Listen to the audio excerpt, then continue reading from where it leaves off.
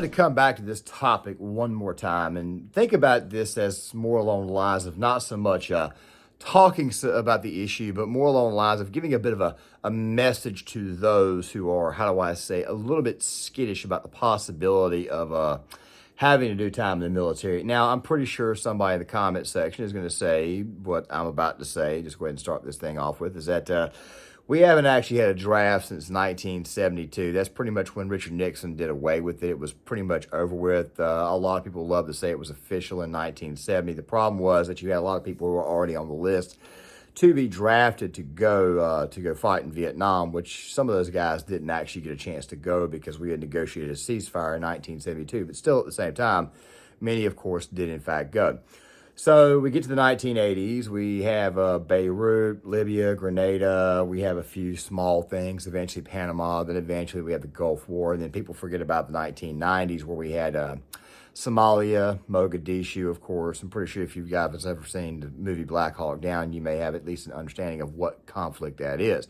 Of course, those guys oftentimes get forgotten about, but that is a video that we're probably going to do on Gear Issue 33 as a military project or a project on the actual incident itself, the battle. And, of course, a historical review of Black Hawk Down, too. Now, I understand that I love to ramble a little bit, but trust me, this little bit of rambling does, in fact, matter for this video. So throughout the 90s, we have a military that's relatively small, and then, of course, we bulk up our military a little bit in the early 2000s. Iraq, Afghanistan, doesn't really bulk up a whole lot, but the military doctrine itself that had been put in place was actually a pretty solid one. I've talked about this before. If you've ever read any works from Lieutenant Colonel Dave Grossman, then you would know that it was a 95% fireback rate for my generation of vets. Oh, I also forgot in the 90s you had Bosnia and Kosovo, but we'll probably do those on Gear Issue 33 as well. So for the first time in a while, our country has really seen itself in a situation where the might of the military, the actual overall strength, at least the technological advantages that we have over everyone in the world, and our political positioning, or at least our geographical positioning in the world, has got people thinking that maybe we might be living in a state of false confidence. And of course, this is true. I've done several videos on this topic, most of which were on Gear Issue 33. I'll link a couple in the description box, asking the question if this would ever happen, a draft, or would anything like not only the draft occur or how it would actually go. But this right here is more of a message to those who say that they would not actually go fight, those who would actually say they might would like burn their draft cards, this type of stuff there. The normal, I don't want to go to war type stuff. So I went back and looked at a couple of these takes, and I've got a few of them in this video, and we're going to respond back to them, of course, and then we're going to give the overall message of why it is that these people have they're not exactly thinking as clearly as they might perceive themselves to be. It's the thing about the online world. If you put things out there on TikTok or whatnot, it sounds a little bit goofy. And then there's always somebody to kind of check them and put them in their place a little bit later on, but of course they never acknowledge the fact that they've actually been checked. But I want to go back to this one right here in particular. So let's go ahead and watch this first one, even though I've used it before. But I really want to respond to this one because it kind of hits the nail on the head when you actually sit down and think about it. Gen Z is going to get drafted. Like, no the fuck we're not. And you know why I know that? Because we're just going to say no. Like, how are they going to actually force us to get up and go to war? I understand it was like that in, like, the 1940s. What else is there to do in 1940 besides shoot people? We have things to do nowadays. We have twerk, be bisexual, eat hot chip, lie. And we're also, like, really mentally ill. I have, like, 6 of these. What makes you think I'm qualified to have a gun, like, within 600 feet of anybody, including myself? And finally, like, guns are, like, so tacky. Like, can you imagine just, like, pulling up with a gun? Like, that is so fucking embarrassing. Like, what is this, the Revolutionary fucking War? No. Like, let's just chat. Let's just talk. There's no need for all the, like... The gentleman who, by the way, did this video is a guy by the name of, like, T. Eccles. I know somebody's probably going to think to themselves, wow, what a wuss. Wow, this is everything that's wrong with Gen Z, everything that's wrong with the world. I want you to know right now, I went and did some additional digging on this guy. This guy is actually a bit of a troll. He has rainbows, of course, in his bio and stuff on X, formerly known as Twitter. But he's actually a bit of a conservative troll. Like, he trolls Gen Z primarily. He's got a couple other videos out there I would play in here to kind of give you guys a bit of an idea, but not exactly suitable for this video here. But he's not entirely lying about a few things. One of those things is that Gen Z is heavily medicated. Now, we have a video coming out next week on Gen Z because there's a great big giant debate going on who's to blame for all the problems that Gen Z has. And of course, some people are asking if Gen Z is lazy. And I have said on multiple occasions, having been to college, been to a university with a lot of Gen Zers, I think it's much more of a mixed bag than anything else. I think the fact that we're putting a lot of stuff online gives an overall impression, but we're not looking deep enough. But don't worry, that video is going to be coming out soon. But there's definitely problems, and I've acknowledged on several occasions and done very, very many reaction videos to it. Guns are tacky, stuff like that. This is really just him kind of trolling the masses. That's the real truth about this guy here. But then we get into takes like the one I'm about to show you now. Women are drafted to the military. I am most excited to see the confrontation between commanding officers and the girls. You think we're gonna let you yell at us? You think we're gonna do something without a please and thank you? We've all had controlling ex-boyfriends. We know not to put up with that bullshit. Like, let's sit down and have a conversation about what you want and what I want, and we'll reach a happy medium. Because there's no way I'm doing what you want when you use that tone with me. You think you can push us around like you do with these men? Think again. Have any of you guys ever seen the online drill instructors or the online videos of boot camp for the Marines, online boot camp for the Army? Have you guys actually seen this, seen those? I'll leave a few in the description box. So I'm just kind of giving you my impression. So this right here is classic, I'm too badass to be in the Marines because I would punch a drill instructor because he got in my face type stuff. These people don't seem to realize that the minute they get off that bus and they step on those yellow footprints, or if they go to a U.S. Army installation for boot camp, or even if they go to the Air Force, which is, I mean, like I said, I'm not here to pick on other branches because we all show one another love, even though we do pick on one another. This person's the type of person who's obviously got that attitude, and you're going ahead and putting it out there on TikTok. Me personally, I think what should happen is that these kids do, in fact, get drafted and get shipped off the boot camp. I think what needs to happen is that every single video, every single online profile needs to be handed to their drill sergeants and drill instructors, so that way they can show them this throughout the entire time that they're in boot camp to screw with their heads even further. That would actually be one hell of a psychological trick to pull on people. That would actually be one way of digging into somebody's brain, because the truth be told about boot camp is it's really a great big giant mental game. That's really and truly what it is. I was told this on several occasions before I put my feet on the yellow footprints at Parris Island, South Carolina in November 2003. It was still tough for me because I was not the best guy in the world that was suited for the job. I keep telling people all the time, I am not a badass, but I did serve with men that were badass. I did my tours with people who were obviously better than me. I struggled, I had a hard time, but I did eventually do my full 4 years. And of course, I did get an honorable discharge. Now, honorable discharge, I want you to think about that just for a very, very quick second before I show you the next one. Kind of a little bit of foreshadowing here.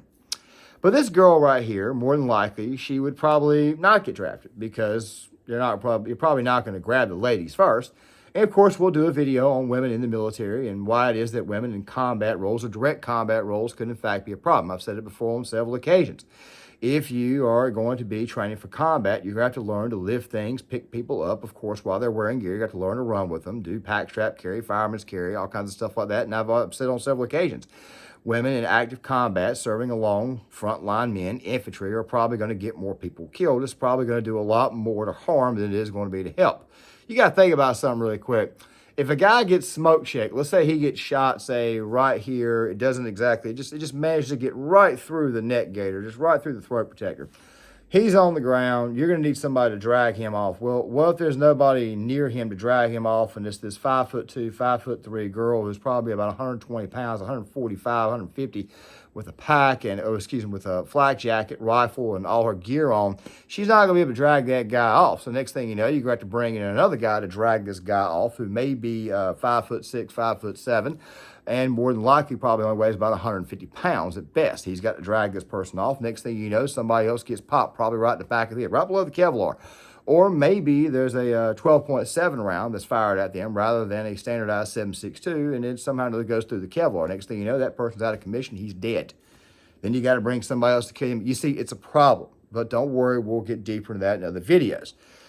This chick right here, this girl here, thinking, for the most part, it just sounds like bluster, but it's pretty obvious that the minute that they got to boot camp, they would obviously be put in place. But also, at the same time, I'm getting a lot of word that a lot of these soldiers that are entering Army boot camp, during their week of receiving, they're allowed to keep their cell phones, which I think is an absolute, complete, total disaster. Why in the world would you do that? But then you get to somebody like this here. So 5 years of rent-free living, free food, and no responsibilities versus being immediately obliterated by an AK-47 the moment I set foot on that battlefield. And that's if they can catch me, because you think, this draft occurs, I'm headed for the hills, baby. I know a place. It has everything I could possibly need, except for electricity and cell service, which is going to be perfect because you won't be able to find me. Do I look like somebody who the authorities are going to be chasing after, hunting down because they need me? They need me to grab an assault weapon and go try to save people's lives? Are you kidding me? Talk about a liability. Go find those people who are so pro Second Amendment and wear freaking American flag thongs and all that shit. Go find them. They have a concealed carry anyway. They know what they're doing. They've done the classes. Go find them. You don't want me fighting for this country.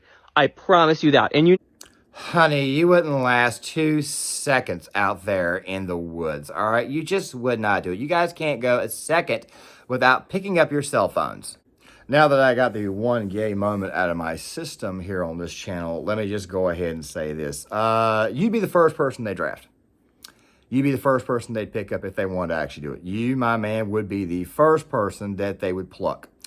And that's kind of my message here, because there's obviously warnings to these kids who think that they're just not going to be picked and say, look, go get the person who is very, very pro-Second Amendment. Don't worry, a lot of those guys would join anyways out of good old-fashioned patriotism. But then again, at the same time, it's also a very bad thing because always the working-class kids, they're the ones who always tend to suffer.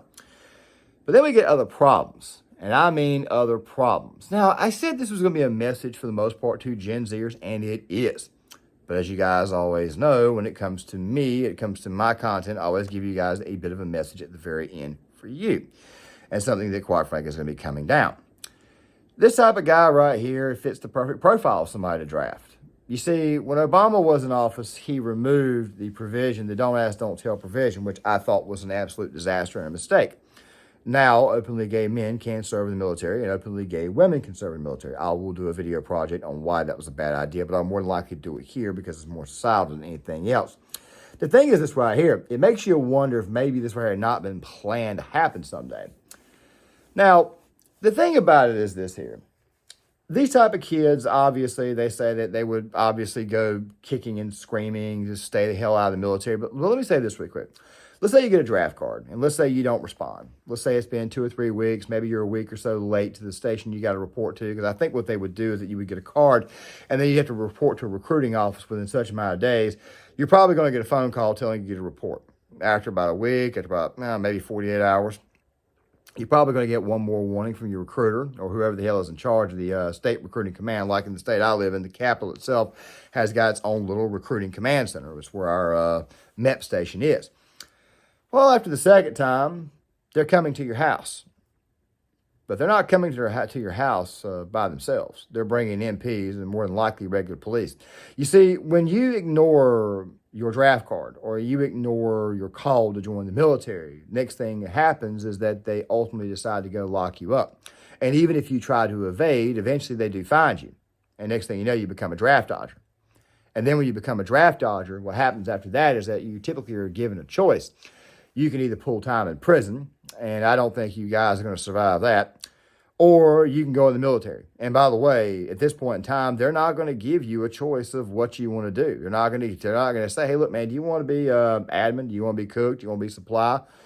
No, you're more than likely going to go to, if you're in the Army, you're more than likely going to go to artillery or tanks or grunts. If you're in the Marines, you're definitely going to grunts. And by the way, what happens, like I said, what happens if you went to prison? That stays on your record for the rest of your life, meaning that you're not going to be able to get a good job. Meaning you more than likely would be working at McDonald's. And there's a video I've got coming out on Sunday with the McDonald's debacle, because McDonald's in California, they've obviously raised the rate of pay to $20 an hour, yet the price of a Big Mac is now suddenly $18. That right there being a Big Mac value meal. Not a whole lot of profit there. About to go to automation. meaning that you may be locked up for 5 years. You may be locked up for a little bit less. Maybe you get an attorney. Maybe they can negotiate it down. But still, at the same time, if you don't answer the call, you're probably going to go to jail, and you're probably going to be there for a very long time. And then when you get out, if you get out, you're not going to be able to find work. You guys picking up on something here? You see, next thing you know, we're going to have a whole class full of felons. If we're treading, basically what I'm saying is that the fine line that we're walking could lead to a bunch of felons, or it could lead to a bunch of weak beta male men serving our military. Neither one of them is good.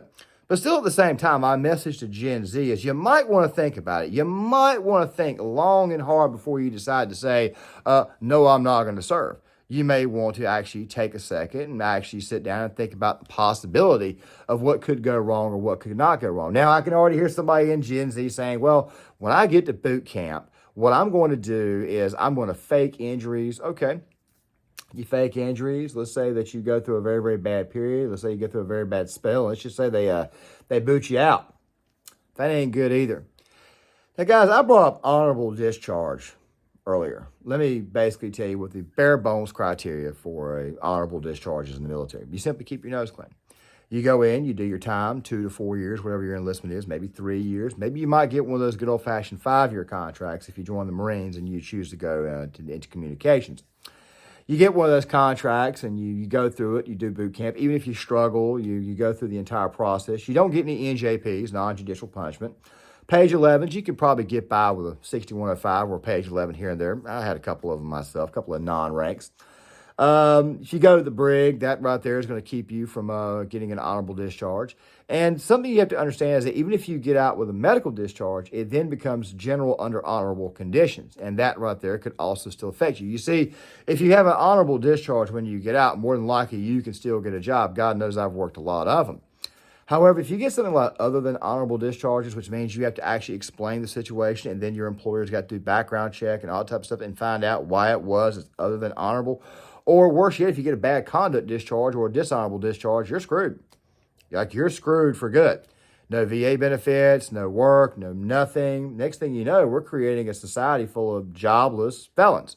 People who, quite frankly, aren't going to be any use for anyone, which, by the way, also makes me wonder exactly what happens when it comes to the whole mental health situation, seeing how the vast majority of Gen Z is, in fact, medicated for some form of mental illness. Well, not the vast majority, but I'm pretty sure you guys, there's definitely a lot who are being medicated at this moment in time, who probably don't need to be anywhere near a firearm, even though all you have to do is just simply be a parent and teach these kids just a little bit of toughness, and they'll more than likely be okay. But as you guys can see, not exactly the situation we're looking at now. So my message to Gen Z is this here. If you get a draft card, suck it up and go. You don't have a choice. You voted for it. You people voted for everything that's going on right now. You voted for Ukraine. You stood by and you said, I support the current thing. You voted for all of this. That is what you did. You voted for all of this. So guess who the hell's got to, guess who the hell needs to go? Guess who the hell needs to buck up and go? It's you. The people who voted for this nightmare that we're in right now, you are the ones that need to actually go. And it would actually be hilarious if you said, no, we're not going to go. And the next thing you know, you ended up in jail. Yes, you can go get a lawyer, but the most that's going to do is just cut down your sentence. It's still going to be on your record for the rest of your life. You're not going to be able to get a job. And if you do go to jail when you get out, you're not going to have a job when you get out. You're not going to be able to get one. Which, by the way, is going to create a lot of felons. And, of course, these people right here may want this. Now, I want to say this really quick before I end the video. There's a little video I'm working on. I kind of talked about it earlier, about the possibility of there's some people out there, some influencers who are trying to defend Gen Z. And I've told you guys before, I think it's more of a mixed bag than anything else. I met a lot of people who are Gen Z who are very, very hardworking. A lot of people who are getting out of college and are actual good, honest to God kids who actually want to do something. They did not get, somebody found a way to avoid the indoctrination. I've also been around a lot of millennials, and I've been around a lot of people who work their butts off, and I also see a lot of people who, quite frankly, don't work their butts off. I see a lot of people who scream and holler over crap like this here. Keeps misgendering me. Look. No. No fucking way. No way. Okay, we're gonna try this.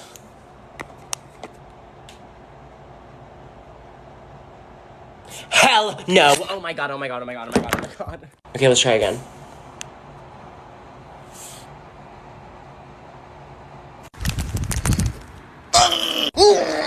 TikTok's actually based. That was absolutely insane. TikTok was actually based for once. But the thing is this right here. We got people out there who want to assert blame. They want to blame the previous generation. They want to blame those who are like boomers and Gen X for their own problems. And while I will say that things start at home and parents definitely should have a little bit more engagement when it comes to their current kids, and you're obviously seeing that this is obviously the result of having an online world and having a result of being free from responsibilities, which we'll talk about more in that video and this video here too in a second.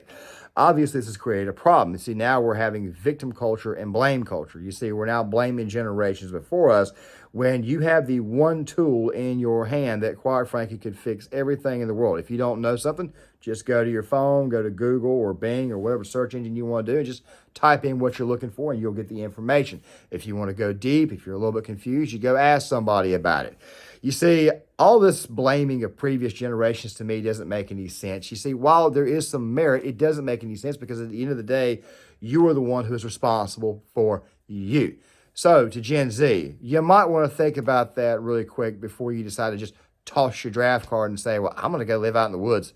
You wouldn't survive 2 seconds without your phone. The vast majority of you out there who scream and holler about this type of stuff and going to the woods, most of you are atheists anyways. And I hate to tell you this, but if you're too freaking lazy to find a belief system, what the hell would make me think that you would even pick up firewood or take care of yourself? And I don't say that to insult atheists at all. I know some people who are atheists, but I kind of give them that joke the entire time because they're, for the most part, very, very pessimistic.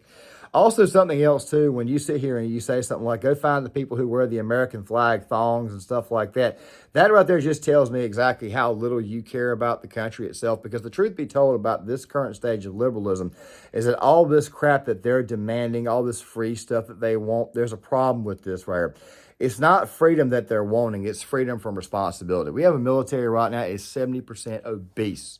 And you're going to bring these people in. Of course, the military will correct it, at least through recruit training, but still at the same time, if you're looking at possibly going to war, who the hell knows what might would happen. But still, though, my message to Gen Z is this right here. Should you get your draft card, you better go, because if you don't go, next thing you know, you're going to find yourself in a prison cell. And next thing you know, after that there, you're not going to be much good to anybody because you're probably not going to be able to find any work. With that right there being said, guys, I'm going to go ahead and halt this video now. Go ahead and get this right posted for Saturday. We're going to resume the videos on Sunday evening, a little bit later on Sunday afternoon. Make sure you guys hit the like button, subscribe, share the video, hit the notifications bell. Definitely subscribe if you're new here. This right here is a viewer-funded channel, meaning that your likes, the overall viewership, your comments, that's actually how I get paid here. No Patreon, no additional support or nothing like that. I'm the type of guy who would just prefer to create other types of stuff for other types of work rather than rely on a Patreon, just because I do this right for the most part, because while I do want to obviously benefit from this, I also want to make sure you benefit from this, and I also want to make sure the message gets out there.